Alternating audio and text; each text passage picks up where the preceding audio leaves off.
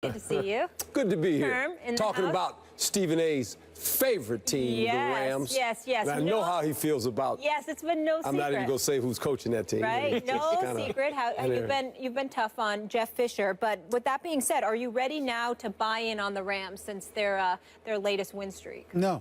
Why would I be? What the hell have they done? They've won 3 games in 4 weeks. Last time I checked, there's still 12 games to go. We're talking about a coach in Jeff Fisher that's in his 22nd season, and 15 times he's been out of the playoffs. This man's record is an atrocity. As far as I'm concerned, he's lucky to be the coach. This defense is elite. We all know what these boys bring to the table. They've got Ogletree. He's leading the team in tackles. You've got guys, you know, like a Quinn. He's got a couple of sacks on the year. They've only got 7 sacks on the year, but Quinn's got a sack. He's got 2 sacks. Hayes got a sack. Aaron Donald's only got a sack and a half or whatever. But the defense is definitely big time. There's no doubt about that. We look at them offensively, okay, with Case Keenum as your quarterback, what do you expect? You're ranked 30th in the league offensively, dead last in yards accumulated, 30th against for the pass, 30th for the run. So clearly your defense is carrying this team. You just drafted a guy #1 overall, while Carson Wentz and Dak Prescott, even though Trevor Siemian was drafted the year before, they're playing. You see a guy in Jared Goff who wasn't even on the active roster for week 1, and we haven't seen him throw a pass yet. It's still early. We get all of that. But what I'm trying to say to you is that when you have a number of years spanning decades of ineptitude, 4 games does not erase I also that. don't believe in the Rams. I think that, look, I'll tell you why, Coach. Wow. First of all, they have 2 good wins. The good wins are against Arizona and Seattle. You know who they beat last year? Arizona and Seattle. I mean, divisional games, rivalries, that, you know, lesser teams can beat better teams. This happens. Yep. You know the Rams play Seattle tough, and they beat Arizona last year, too. Here's the thing about the Rams. Going into this season, I looked and thought, they have a good defense, good front 7. If you played them in daily fantasy last year, you know they'd rack up a lot of points for you, right? They have an offensive line. Their strategy is get rid of the ball quickly, but still the offensive line not so bad, and a great running back in Todd Gurley, potentially the best in the game in the not-so-distant future. They have a pretty good receiving core. They just were missing a lead wideout, in my opinion, Coach, and a veteran quarterback. Why they decided to trade up to draft a rookie quarterback who didn't look like a Cam Newton or an Andrew Luck in college, and not just use that to draft a wideout who we've seen, Amari Cooper, Sammy Watkins, Odell Beckham Jr., assume that lead wideout role right out of college, and then bring in a veteran quarterback like what Minnesota did with Bradford or RG3, although he got hurt. Kaepernick, different guys were available. I don't know. I thought that would have been a better strategy. But, Coach, I agree with Stephen A. here. Based on Jeff Fisher's recent history and just these 2 wins, the quality wins, I don't believe in the Rams. Wow. Without a quarterback. Wow. That's really disappointing for me, because all of a sudden all 3 of us kind of agree. I like the tease, Coach. I like look at Coach elevating his TV act. You gotta sell the play action. You gotta sell it. You guys selling the play action. You guys made some good points, because the Rams in the last 2 years in this division, they're 6-3. Jeff does a great job in the division. Last year, in the last 2 years, they've been 4-7 outside the division.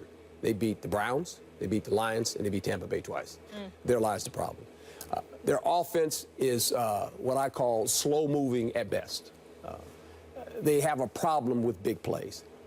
Got a unique running back, but the offensive line is not very good, to speak nicely.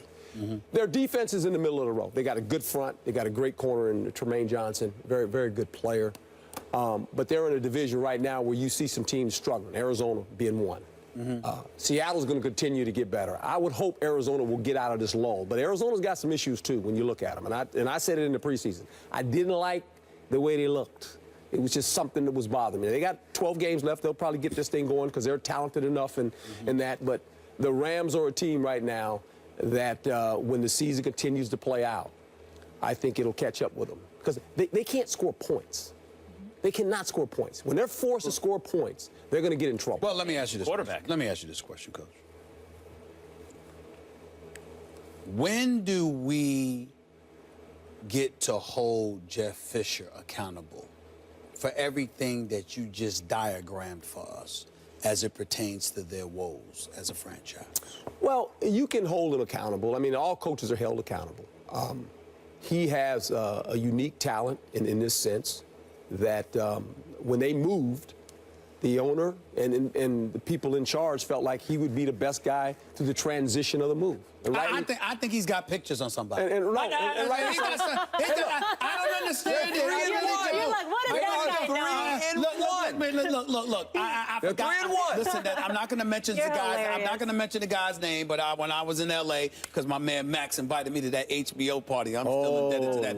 That was a special party, boy. Here's the deal. I mean, Max the invited town me red. out there, and we was having a ball. You know, the point that I'm trying to make while I was there, Yes. there was an event for the Rams. Yes. And I met a couple of employees there for the Los Angeles Rams. Incredibly nice guy. One guy there needs to be the damn executive because I've never seen a man sell a franchise any better in my life. That's what he they knows do. who he It's is. Los Angeles. It was special. This dude is the greatest salesman I've ever seen in my life. It's unbelievable how he sold the Rams. But I say all of that to say I'll tell y'all the same thing I told him. You know, the Jeff Fisher we got to check Kroenke's past or something. Something wrong. Jeff Fisher might have pictures on him or something. 15 years, you missed the playoffs in 21 seasons, and not only do you stay with the team to make the move from St. Louis to Los Angeles, but you get a contract extension too. I got to figure out what Jeff Fisher got something on that man. They're in He's first got place. something on that man. Stephen A, I'm they're just in saying first place. this was before the first In a place. competitive division. This was before the first place. This was before the first place. Oh. He's got something on him, Coach. Well, he's in got first place. something on him. That's all I know. I'm telling Molly. Good for you, Coach Fish. What do you like to say? Molly, Only in America. I got Mollywood, you got connections. Find I was out what watching the Jeff running Fisher back. got on that man. Ain't no reason for that man to still have that head coaching job. I had you guys going, didn't I? Yeah, you did. I that was was watching the great. running back. I thought you I handed know. it off. That's Herm, what the can't coach wait can for do. your perspective, though, on this next subject. Oh, boy. The reigning NFL MVP Cam Newton was placed in concussion protocol after taking a hard hit to the head by Falcons linebacker Deion Jones as he reached the goal line for a two-point conversion in the Panthers' loss. Head coach Ron Rivera says he doesn't know if Cam will play against the Bucs on Monday Night Football. Herm, I don't know if this question's a little aggressive here, but does Cam need to change his style of play?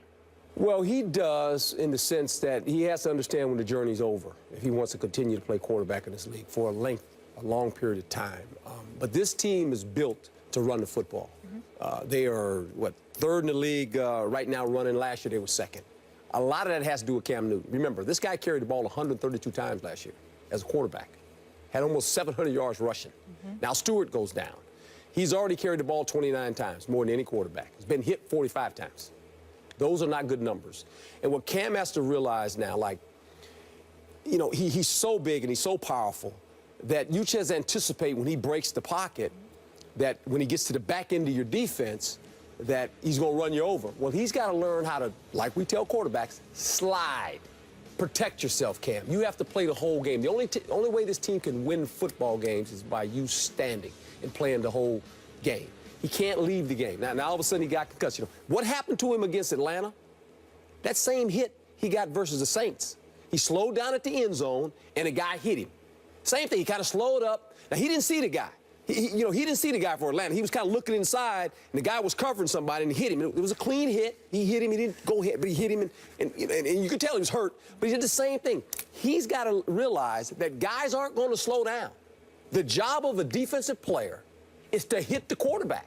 Hit him, rattle his teeth. That's what you want to do as a defensive player. And when the quarterback's running, you say, if we hit him legal, that's a good thing. Because we don't want this guy in the fourth quarter to have courage. He's a tough guy, but he's got to protect himself. The running game cannot go through Cam Newton. This is the problem. Stewart is out. The runner is Cam Newton right now. Yeah, I like that actually, Coach. I mean, listen, I'm arguing this with Coach. I understand what that looks like. But I actually do like it when he's running the ball. I don't like it when he's standing up straight, walking into the end zone. He's going to get hurt. Sliding, yes. But I think the issue, at least to my eyes so far this season, the defensive front is not getting pressure on the other team. That's their defensive problem, it seems to me. And the offensive line is less than it was. For example, last year, 22% of the time last season on dropbacks, he got hit. 40% of the time, they were bringing an extra guy. right? This year, that goes up to 25% of the time he's getting hit, but they're only bringing an extra guy 33% of the time. So they're rushing fewer, they're hitting him a little bit more. The offensive line isn't quite as good. And meantime, it looks to me like he's holding the ball, looking for open receivers, where I would rather, if Cam Newton, if there's no one open, go. You know, run. You're going to pick up those yards. You can run, but know when the journey's over. Yes, slide, obviously. Don't go running into somebody. Yeah. Slide. And also, don't stand up straight walking into the end zone. Here's the problem with both of y'all analysis. You're talking purely football. Let's take some other things into consideration. First of all, Coach, I disagree with you from the standpoint that I think Cam Newton, if you looked at him, he wasn't looking away. He looked right at the guy, saw him coming. What happened was he slowed up because you busy lollygagging because you're right there, which he tends to do a lot. You're right about that. I'm looking at a Cam Newton, and I'm seeing somebody that is not fully embracing the kind of ire that he provokes because of how great he is, how great he has been. And correct me if I'm wrong about this, because you would know this better than me. I don't think anybody's going to forget all that dabbing and celebration that team was doing last year.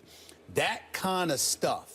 And you got to remember, never was it more flagrant than it was last year against Atlanta when their game was still going on and they literally were on the opposite sideline having trounced Atlanta, and they were literally taking pictures during the game. Yeah, when woman wrote the letter. Don't think for one second that cats forget something like that. And in football, where you have a license to assault. You have a license to assault.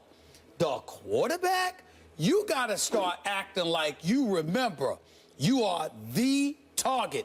Cats are not coming just to stop Cam. They want to hurt him.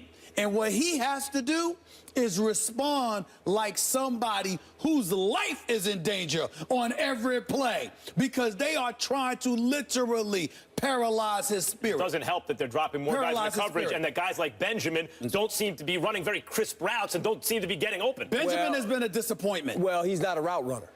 He's been a disappointment. He's a size big guy. guy. He's a big size But he's been guy. a disappointment. And look, the problem, look, it all boils down to this. He's holding the ball, but the reason he's holding the ball, his guys are covered. This offense is a vertical offense. Not a lot of dinks and dunks, some screens, but it's built around the quarterback. It should be. But he's got to be a smarter quarterback when he leaves the pocket. And you're right, Stephen A. Look, when you do what he did last year, people don't forget. But Cam's a big boy. He gets that. He did this. He understands that. That ain't the problem. He has to be a smarter runner. Russell Wilson is a smart runner. Russell, and he's littler, but he's a smart runner. He understands, hey, okay, Robert Griffin was not a smart runner. Cam Newton's not being a smart runner right now. Fair enough. Coach, always good to see you. Thank you. It's good to be back. Get a little tea.